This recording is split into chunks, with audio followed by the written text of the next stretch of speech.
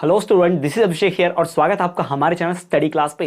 तो जैसा कि आप सबने थंबनेल में देख लिया है कि इस वीडियो में हम बात करने वाले हैं कि डीएलएड की जो परीक्षा होती है, डीएलएड के एग्जाम होती है, उसमें उत्तर पुस्तिका में प्रश्नों के उत्तर कैसे लिखें। जी हाँ, डीएलएड का जो पेपर प्रेजेंटेशन है वो कैसा होना चाहिए, यानी कि आपको जो उत्तर पुस्तिका दी जाती है, आप जो भी क्वेश्चन पेपर से देखकर अपने उत्तर लिखते हैं वो कैसे लिखे जाते हैं। मैं आपको बताऊंगा इस वीडियो में कैसे आंसर्स को लिखे जिससे आपको फुल में से फुल नंबर मिले। जैसा कि हम सभी जानते हैं स्टूडेंट्स कि आप हमेशा, बहुत सारे स्टूडेंट्स ऐसे होते हैं जो प्रश्नों के उत्तर पूरे लिख कर आते हैं, पूरा पेपर करके आते हैं। 5 प्रश्न मैंने भी लिखे, 5 प्रश्न उस स्टूडेंट ने भी लिखे, लेकिन उसको वो 5 के 25, 5 जो मार्क्स थे 25 में से 25 मिल गए और मुझे 25 में से 20 मिले, 25 में से 22 मिले। ऐसा क्यों?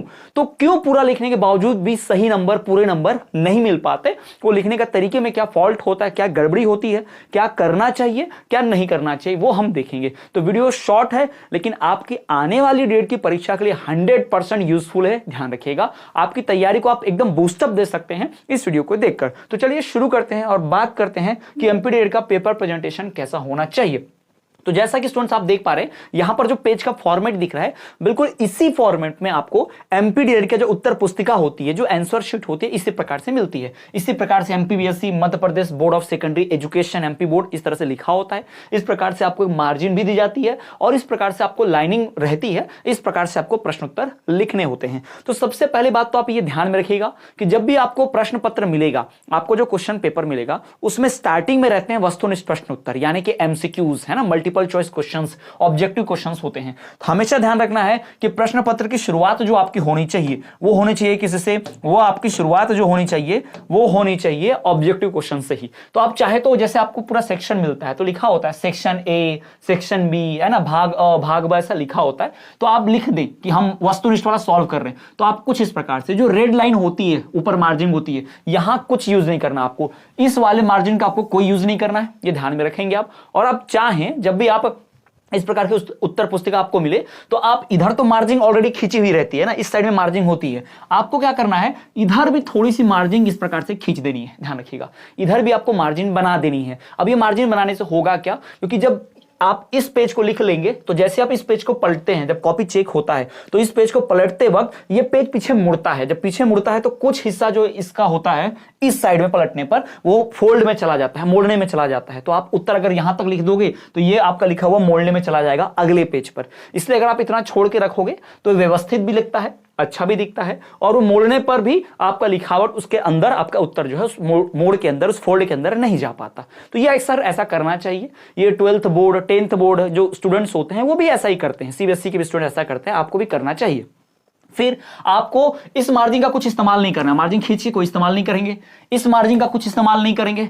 और तीसरा, इस मार्जिन का भी इस्तेमाल आप नहीं करेंगे सिर्फ एक चीज के अलावा। जी हां, इस मार्जिन का इस्तेमाल सिर्फ नंबरिंग के लिए होता है, जैसे कि 1, 2 इस प्रकार के लिए ही होता है, ध्यान रखें। और बाकी इसमें कुछ ना लिखे। बहुत सारे लोग यहां पर लिख देते हैं प्रश्न, बहुत सारे लोग यहां लिख देते हैं उत्तर। भाई इस प्रकार से कुछ नहीं लिखना है। इधर इस मार्जिन का इस्तेमाल केवल और केवल ये नंबर के लिए ही करना है, लिखने के लिए कुछ भी इस्तेमाल नहीं करेंगे, ठीक है, ध्यान में रखिएगा। तो आप लिखेंगे कैसे? तो यहां पर ये लाइन भी छोड़ दीजिएगा, ये पहली लाइन छोड़ दीजिएगा और यहां पर कुछ इस तरह से लिखिएगा वस्तुनिष्ठ प्रश्न, है ना, कुछ इस प्रकार से हेडिंग दे दीजिएगा वस्तुनिष्ठ प्रश्न, यानी आप उसे सॉल्व करने जा रहे हो। तो इस प्रकार से आप हेडिंग दे देंगे और इसको ऐसा बॉक्स में पैक कर देंगे। फिर आप लिखने जाएंगे, जैसे आपने पहले का लिखना है, आपको पहले का उत्तर, तो ये फर्स्ट है इसका, भाई आप इसका उत्तर यहां पर लिखिए, यहां पर लिखिए, ऐसा बुलेट दे सकते हैं या यहां लिख सकते हैं। जब पहले का उत्तर क है, क, तो पहला यहां पर लिखे दो, पहले प्रश्न का। फिर दूसरे का उत्तर भाई आपको लिखना है, दूसरे का आपको अगर मान लो ग वाला उत्तर है, ठीक है, तो उसका उत्तर लिख दो। तो इस प्रकार से आपको लिखना है। तो वस्तुनिष्ठ से ही शुरुआत करेंगे। मान लो ऐसे 5 वस्तुनिष्ठ आपने लिख दिए, तो एंडिंग में आपको कुछ इस प्रकार से एक सीधी लाइन आप खींच सकते हैं पेंसिल से, या फिर आप कुछ इस प्रकार का भी बना सकते हैं। मतलब ये लास्ट लाइन पर ऐसा बना के, ऐसा आप लिख के ऐसा लिख सकते हो इस प्रकार से, ताकि यहां तक फिनिश होगा, यहीं तक लिखावट हमारी है, ठीक। तो ये तो हो गया आपको वस्तुनिष्ठ से शुरुआत कैसे करनी है।